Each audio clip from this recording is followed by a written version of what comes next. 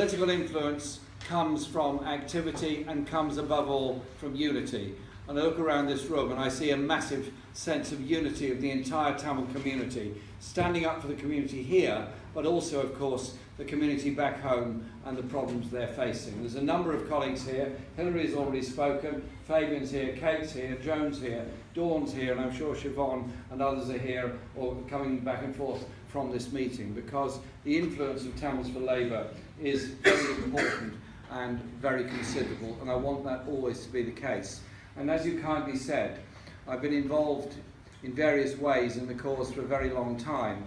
And when I was first elected to Parliament a long time ago, before recorded history began, in 1983, there was then a very useful rule that any MP could take up any immigration case anywhere in the country, whoever it was and whatever it was.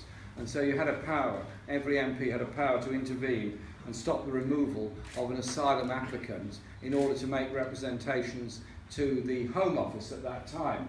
And my office was established very quickly as a centre to be used in order to prevent Tamil asylum seekers being deported.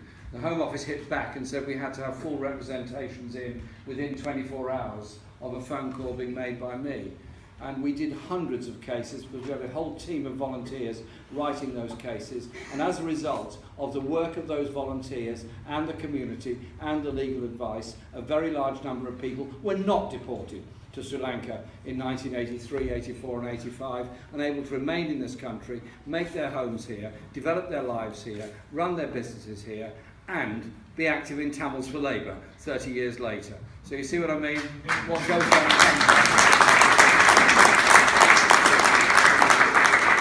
And as Hillary is pointing out, this is the 7th anniversary of the end of the conflict. Or is it the end of the conflict? That's my question. Because it's not the end of the conflict. Precisely. It's only the end of war. Exactly, exactly. You have to then go into the question of the human rights abuses, go into the question of those camps that were set up, go into the question of the missing people, go into the question of the lack of access to journalists and independent observers, and the obfuscation over the UN human rights reporters being able to go there about the issue being properly taken up at the UN. So, those issues have to be dealt with.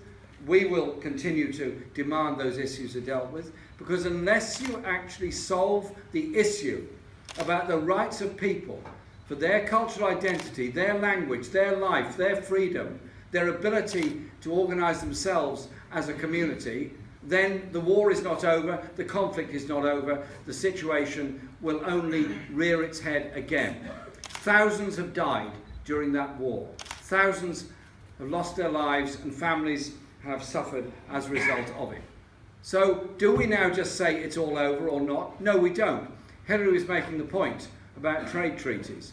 I am very interested in trade treaties for lots of reasons. One of which is that unless we stand up for human rights everywhere in the world, where it's difficult as well as where it's easier to do, then your cause of human rights is damaged unless you stand up for all human rights wherever human rights abuses occur. In the rich countries as well as the poor countries, the powerful as well as the weak. You have to be uniform about it. And so when it comes to trade treaties, I think trade treaties should and must include a very clear definition of what human rights and human rights abuses are.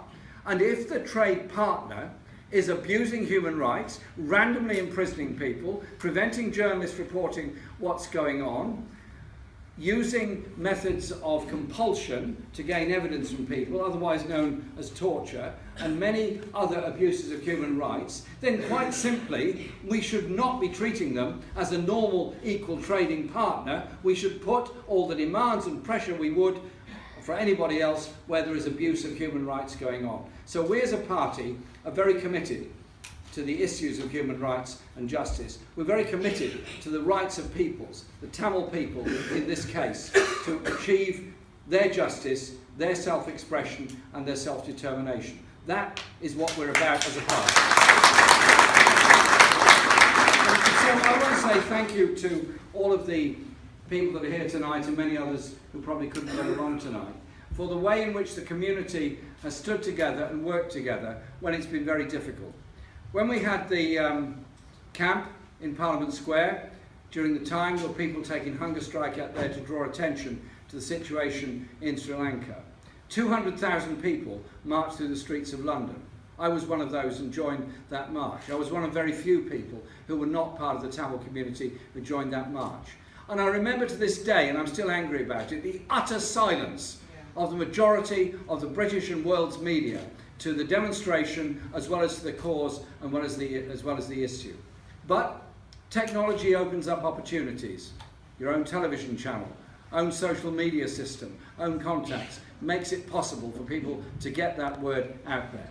The meeting tonight draws attention to the abuse of human rights, draws attention to the demands that you are quite rightly making, and we are here to give our support to. And I'm very grateful that Tamils for Labour exists, that is there to put that pressure within the party, has changed government policy in the past, has changed party policy, and will go on ensuring that we as a party remain committed to the needs and justice for the Tamil people. Thank you very much for inviting me.